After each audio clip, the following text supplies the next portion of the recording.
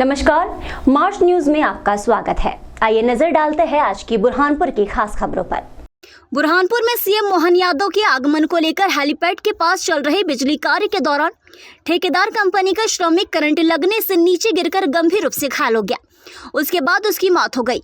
परिजनों ने लाख रुपये मुआवजा एक सदस्य को सरकारी नौकरी दिए जाने की मांग को लेकर पोस्टमार्टम हाउस में 2 घंटे शव रखा। पोस्टमार्टम हाउस के सामने धरना देकर परिजन और ग्रामीणों ने प्रदर्शन किया। मांग नहीं मानने पर परिजनों और ग्रामीणों ने 20 मिनट तक इंदौर अंकलेश्वर नेशनल हाईवे को जाम किया। पुलिस और प्रशासन की समझाइश के बाद परिजनों को लिखित में आश्वासन देने के बाद परिजनों और ग्रामीण मृतक युवक का शव ले जाने को राजी हुए। जो एमपीबी की तरफ से जो उनका ठेकेदार है, ठेकेदार से गोपाल से बात हुई। उनके द्वारा बताया गया कि उनका एक परिवार का समूह बीमा होता है, उसके तहत 5 लाख बीमे का प्रावधान किया गया है।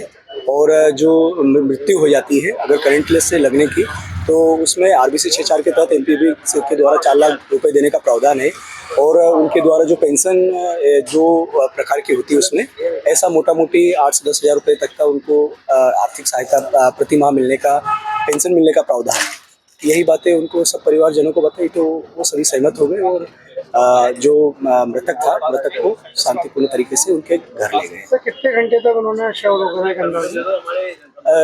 रोका तो नहीं, मतलब वो उनका कुछ समस्याएं थी, इसको लेकर 2-3 घंटे तक उनके द्वारा नाराजगी व्यक्त की। 10-15 मिनट हाईवे भी जाम करने की कोशिश की?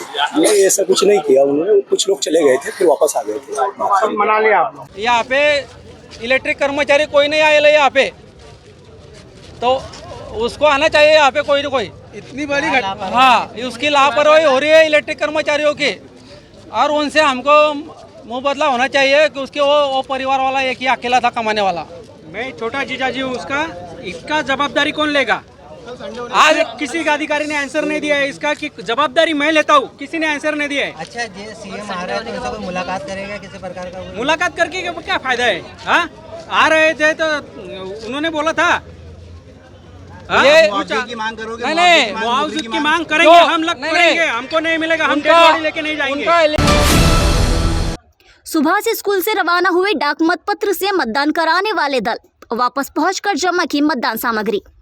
बुरहानपुर में लोकसभा चुनाव को लेकर 85 वर्ष से अधिक आयु के मतदाता, दिव्यांग श्रेणी के मतदाताओं का मतदान कराने के लिए सोमवार को मतदान दल शासकीय सुबह से स्कूल से रवाना किया गया। माइक्रो ऑब्जर्वर और सेक्टर अधिकारियों को आवश्यक निर्देश दिए गए।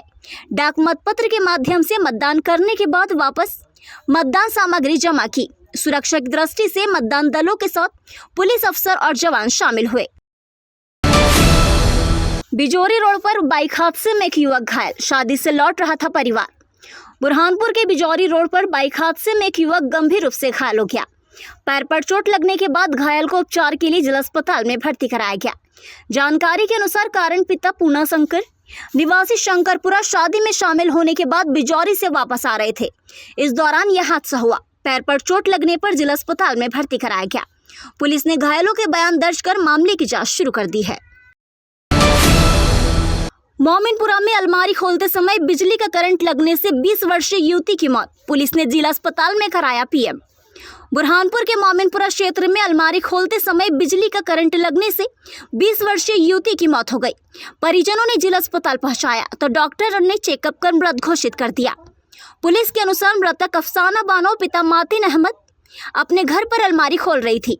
इस दौरान बिजली का करंट लगने से उसकी मौत हुई है। जिला अस्पताल में डॉक्टर द्वारा मृत घोषित करने के बाद पुलिस ने पोस्टमार्टम कर मामले की जांच शुरू कर दी है। दरगाह हकीमी में सैयदी अब्दुल कादिर हकीमुद्दीन साहब का उर्स अकीदत के साथ मनाया गया। विश्व प्रसिद्ध दरगाह हकीमी बुरहानपुर में बोहरा समाज के आध्यात्मिक धर्म गुरु सैयदी अब्दुल कादिर हकीमुद्दीन साहब का उर्स बड़ी अकीदत के साथ बोहरा समाजजनों द्वारा मनाया गया। बोहरा समाज के 53वें धर्मगुरु डॉक्टर सैयदना मुफद्दल सैफुद्दीन साहब के मार्गदर्शन में बुरहानपुर में उर्स मनाया जा रहा है। इस अवसर पर सैयदना साहब द्वारा 52वें गुरु डॉक्टर सैयदना मोहम्मद बुरहानुद्दीन साहब के शहजादे कुसई भाई साहब को दरगाह हकीमी में सैयदी अब्दुल कादिर हकीमुद्दीन साहब के उर्स शरीफ में सदारत के लिए बुरहानपुर भेजा, जिनकी सदारत में आज उर्स का समापन हुआ। सैयदना डॉक्टर मुफद्दल सैफुद्दीन साहब के नेतृत्व में बोहरा समाज के साथ साथ देश के शैक्षणिक और सशक्त विकास के लिए कार्य कर रही है, जिससे बोहरा हमारा देश के साथ साथ पूरे विश्व में अपनी पहचान बना रहा है। डॉक्टर सैयदना साहब के मार्गदर्शन में बोहरा समाज के अंतिम पंक्ति के व्यक्ति तक उनकी मदद पहुंच रही है। साथ ही एकता और स्वच्छता को लेकर भी लगातार कार्यों को अंजाम दिया जा रहा है। आज बोहरा समाज शांति और सद्भाव के साथ साथ साफ सफाई में भी अपनी अलग पहचान बनाने में कामयाब हो रहा है, जिसका श्रेय सैयदना साहब को ही जाता है।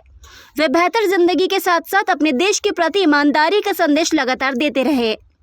दरगाह हकीमी PRO समिति के तफज्जुल हुसैन मुलायमवाला ने बताया कि दरगाह प्रबंधन कमेटी प्रबंधक शेख शब्बीर भाई ताहिरी और उप प्रबंधक शेख मुस्तफ़ा भाई उज्जैनी द्वारा देश भर से आने वाले ज़ायरीनों के लिए कई विशेष इंतजाम किए गए, जिसमें उर्स पर आए ज़ायरीनों को किसी प्रकार की कोई तकलीफ ना हो, जिसके लिए करीब 3 से 4 महीने से तैयारियां शुरू कर दी गई थी। आपको बता दें, उर्स के मौके पर देश भर से बोहरा समाज जन बड़ी संख्या में बुरहानपुर में आते हैं। PRO समिति के तफज्जुल हुसैन मुलायमवाला ने आगे जानकारी देते हुए बताया कि उर्स के मौके पर दरगाह हकीमी बुरहानपुर में देश विदेश से हजारों की संख्या में आए अकीदतमंदों ने आकर सैयदी अब्दुल कादिर हकीमुद्दीन साहब के रूहानी फैज़ हासिल कर अपनी और अपने साथियों के लिए उर्स के विशेष मौके पर दुआएं की।